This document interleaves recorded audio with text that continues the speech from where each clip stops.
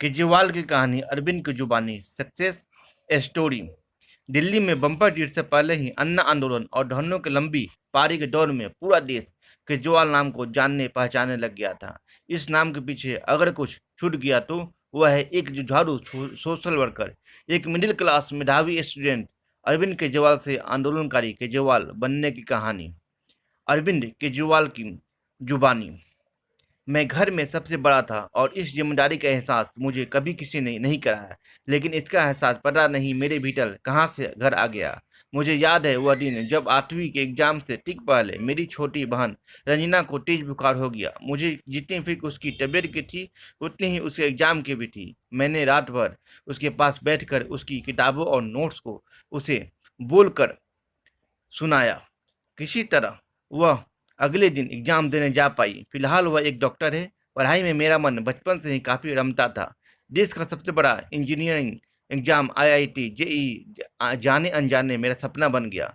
घर में कोई फंक्शन हो या गेस्ट आए हो, पढ़ाई करने का मेरा वक्त फिक्स रहा। आईआईटी का रिजल्ट आया और मुझे आईआईटी खड़गपुर में मैकेनिकल इंजीनियर डिपार्टमेंट में दाखिला मिल गया।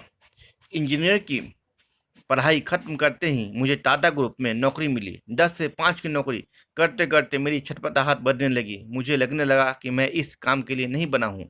मेरे पास अब दो दोस्त थे। पहला मैं मैनेजमेंट की डिग्री लूँ और दूसरा सिविल सर्विसेज ज्वाइन करूँ।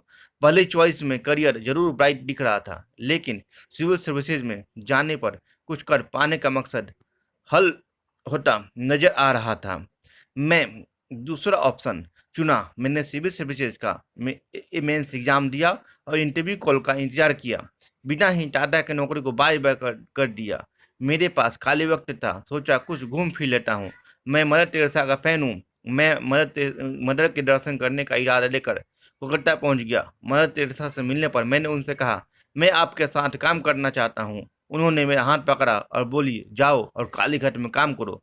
मैंने कलकत्ता में उनके संगठन के साथ काम करना शुरू कर दिया।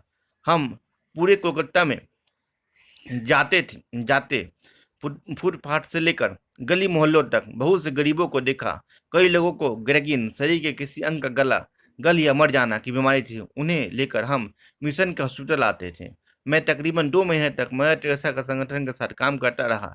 सही मायने में सेवा का सच्चा मतलब मुझे वहीं पता चला। इससे मुझे पूरी तरह से बदल दिया। इसके बाद मैं बोडोलैंड के भीतरी इलाकों में गया। मैं कुछ वक्त के लिए रामकृष्ण मिशन और नेहरू युवा केंद्र के साथ भी जुड़ा और हरियाणा में कई जगहों पर काम करने गया।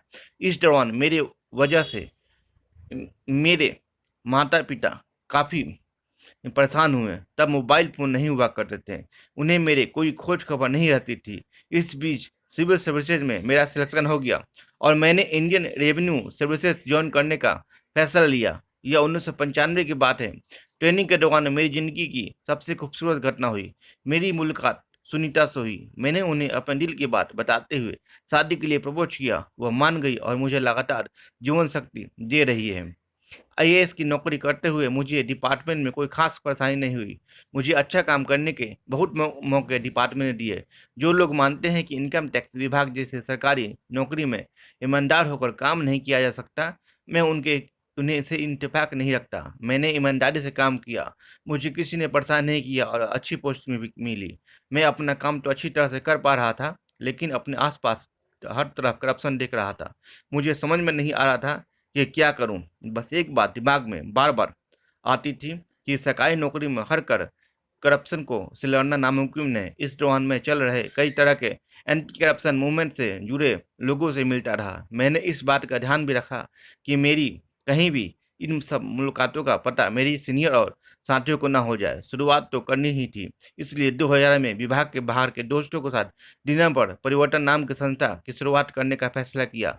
मैंने सोचा, करप्शन के खिलाफ लड़ाई की शुरुआत क्यों ना अपने ही विभाग से खिलाफ की जाए।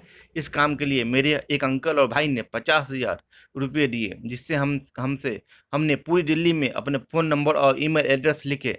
कपड़े के बैनर और पर्चे बांटे। इन पर लिखा हुआ था, इनकम टैक्स डिपार्टमेंट में काम के लिए रिश्वत न दें। अगर कोई दिक्कत है तो हमसे मिले। हमारे पास लोग आने लगे। मैं यह सब नौकरी करते हुए नहीं कर सकता था, इसलिए मैंने अब पहले 2 साल की एचडी लीव और फिर 2 साल बिना सैलरी की छुट्टी ले डाली। प्रवर्तन अपना काम कर रहा था। हमने 18 महीने में तकरीबन 800 केस सॉल्व किए। इस दौरान हमने सिस्टम में बदलाव को लेकर कई पीआईएल जनहित याचिकाएं भी फाइल की। मुझे इस दौरान बस एक ही बात अखर रही थी कि इनकम टैक्स डिपार्टमेंट के करप्शन का शिकार मिडिल क्लास या अपर मिडिल क्लास हो रहा है। वे अपनी आवाज़ खुद भी उठा सकते हैं, लेकिन बिजली पानी से जुड़े ऐसे विभाग भी हैं जिनसे हाशिए पर पहुंच चुका आम आदमी भी रोज जूझ रहा है। हमने इनकम टैक्स के अलावा इलेक्ट्रिसिटी डिपार्टमेंट को भी अपने दायरे में लिया। यह एक ऐसा डिपार्टमेंट है जिससे एक झुग्गी वाले भी लेना देना होता है। एक झुग्गी वाले भाई हमारे सामने रोते हुए आए। उसे घर में एक पंखा और एक बल्ब था, लेकिन इलेक्ट्रिसिटी डिपार्टमेंट ने उसे 8 लाख बिल भेजा था। हमने जब जोर लगाया तब घटकर बिल 800 रुपये हो गया। इसी तरह हमने public distribution system ration card में फैली खामियों के खिलाफ लड़ना शुरू किया। इतना सब करते हुए मेरे मन में हमेशा यही बात चल रही थी कि आखिरी टुकड़ों में यह लंबाई कब तक चलेगी। पहले जो लोग काम के लिए दलालों के भरोसे थे, वे अब हमारा सहारा ले रहे थे। आम इंसान को कोई ताकत मिल ही नहीं रही थी। अगर कल को प्रयोजन खत्म हो गया तो क्या फिर सब कुछ।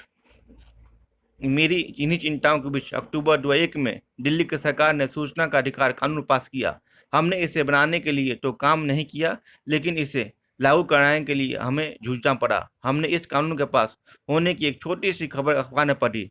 जब हमने इसका हवाला देते हुए एक सरकारी विभाग से सूचना मांगी तो उन्होंने हमें बताया कि ऐसे कानून की उन्हें कोई जानकारी नहीं है। अजीब हालत है, सरकार ने कानून तो बना दिया, लेकिन इसे नोटिफाइड को मालूम नहीं है। ऐसे में कोई भी विभाग इसे मानने को राजी नहीं था।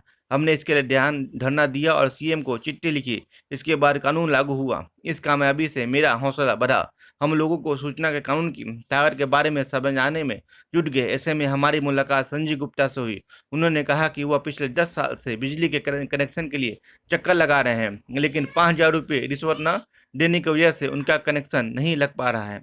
हमने उनके लिए एप्लीकेशन ड्राफ्ट की और 10 दिन में उन्हें कनेक्शन मिल गया। और मैं समझ गया कि लोगों को इस सूचना के अधिकार कानून को सही तरीके से इस्तेमाल करने के लिए गुर भी हमें बताने चाहिए। प्रवर्तन इस काम में तेजी से जुट गया। इस दौरान मुझे रेमन मैग्सेसे के अवार्ड मिला। मिली रकम को मैंने संगठन के रिसर्च के काम में लगाया। मुझे पता चला कि लोग को टैक्स बचाने के नुस्खे खुद टैक्स कलेक्टर करने वाला इंस्पेक्टर बताता है। वह कहता है, हमें 2,000 रुपये दो, हम तुम्हारी फाइल ही गायब कर देंगे।